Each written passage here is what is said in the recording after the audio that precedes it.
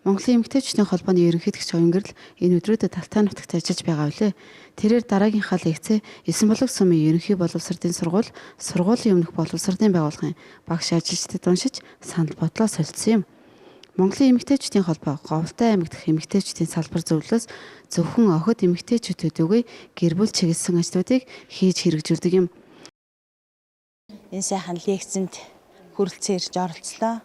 За манай Монголын эмэгтэйчүүдийн холбооны ерөнхийлөгч оюун гэрэл дарга маань одоо хамгийн дулаахан газар гэдэг нэртэй энэ гоё лекцээ бид нарт одоо бас танилцууллаа. Тэгээд үнэхээр одоо гоё лекц байлаа. Тэгээд цэцэрлэг сургуулийн өмнөх боловсролын бүх багш ажилчид энэнд одоо хамрагдлаа. Тэгээд үнэхээр олон юмыг мэдэж бас гоё зүйлсийг сурч мэдэж бас авлаа бас энэ лекцнээс. За Монголын эмэгтэйчүүдийн холбоо болон манай Говьтай аймгийн эмэгтэйчүүдийн хорооноос бол маш олон ажлыг зохион байгуулж явуулдаг. Тэрний жишээ бол одоо хавдруу эмэгтэйчүүдтэй. За тэгээ бас энэ одоо төвлийг тохижуулах байдаг юм уу те. Тэгээд бас одоо малчтаа одоо туслая гэсэн аян зохион байгуулах жишээний олон одоо үйл явдлыг эмэгтэйчүүдийн хорооноос зохион байгуулж явуулж байгаа нь бид нарт бас их сайхан санагддаг. Бид нар ч бас одоо ханд юугаа оролцуулж одоо тусалж дэмжих үйл ажиллагаанд нь бас одоо оролцдог. Би ч гэсэн бас Монголынхаа эмэгтэйчүүдийн хороо аймгийнхаа эмэгтэйчүүдийн хороонд одоо ажлын өндөр амжилтыг хүсье. Тэгээд зохион байгуулж байгаа ажилд нь бол оролцохыг маш их хүсэж байна. Иймд ч өнөө жил тус холбооноос олон улсын гэр бүлийн өдрийг угтан соён гэгээрүүлэх сургалт нөлөөллийн ажлуудыг хийхээр төтөлжээ. Хамгийн дулаахан газар лекц сургалтад оролцсон багш нар эмэгтэйчүүд, ээжүүд гэр бүл чиглэсэн лекц сургалтад хамрагдсандаа баяртай байна гэдгээ илэрхийлж байлаа. За тэгээд маш хамгийн дулаахан газар гэсэн лекцийг ирж сонслоо. Тэгээд өөрийнхөө энэхүү лекцийг сонсож өөрийнхөө оюунд хөрөнгө оруулалт хийсэндээ маш их талархаж байна. За тэгээд би өөрөө бас залуу ээж, 2 хүүхдийн охин хоёртой. За тэгээд тэрний хүрээнд бас энэ лекцийг сонсоод хэрхэн хүүхдийг хүмүүжүүлэх үү, хэрхэн яаж би зөв ээж байх уу гэдэг талаар оюуны хөрөнгө оруулалтыг олж авлаа. Тэгээд энэ лекцийг уншсан оюун гэрэл ерөнхийлөгчтэй маш их баярлалаа.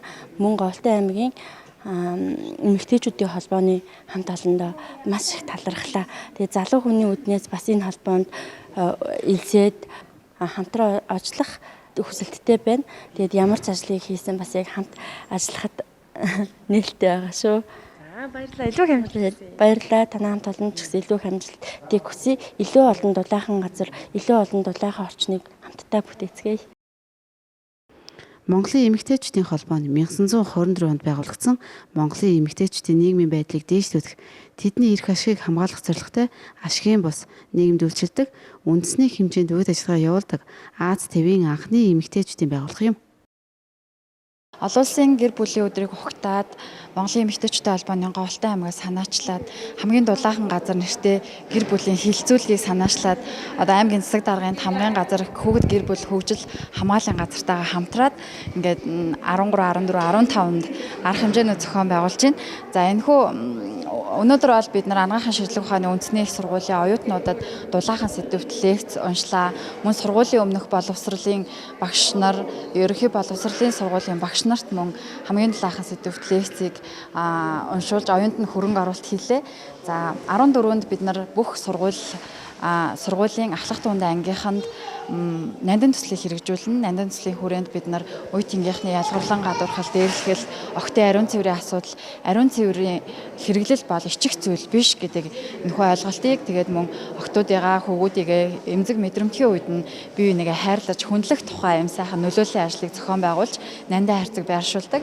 За энэхүү ажил маань 14-нд зохион байгуулагдана. Мөн Алтай Монгол банкны 100 жилийн ойг тохиолдуулаад Монгол банктайгаа хамтраад Алтай банкируудтай мөн хамгийн дулаахан газар дулаахан лекцийг зохион байгуулахаар төлөвлөж ажиллаж байна. За 5 сарын 15 бол өөрөө олон улсын гэр бүлийн өдөр. Энэхүү өдөр бид нар Говьтай аймгийн гэр бүлийн зөвлөгөөний зохион байгуулах гэж байна. Аймгийн хэмжээний 88 баг тэгээд төрийн байгууллагуудын төлөөлөл үлгэр жишээ болсон гэр бүлүүд маань оролцсон. Тийм зөвлөгөөн дээрээсээ бид нар уриалга гэр бүлийн дүрм зэргийг батлаад оролцсон гэр бүлүүдээрээ дамжуулаад цаашаа одоо сумууд, багт байгууллагууд дээр тэр бүх хүмүүсээрээ дамжуулаад нөлөөллийн ажиллахаа зохион байгуулна, түгээн дэлгэрүүлнэ гэсэн төлөвлөгөөтэйгээр ажиллаж байна. За мөн энэхүү ажлын хүрээнд бид нар мэдээж Монголын эмэгтэйчүүдийн холбоонд хүсэл тавиад оюун гэрэл дарахтаа урилга хөргүүлсний үндсэн дээр манай аймагт ингээд 3 өдрийн хугацаанд ажиллаж байна. Мөн дуучин Гантогоо насан буян нар маань тоглолтоо хийн. За 5 сарын 15-ны орой 18 цагаас Алтай чуулгат тоглолттой.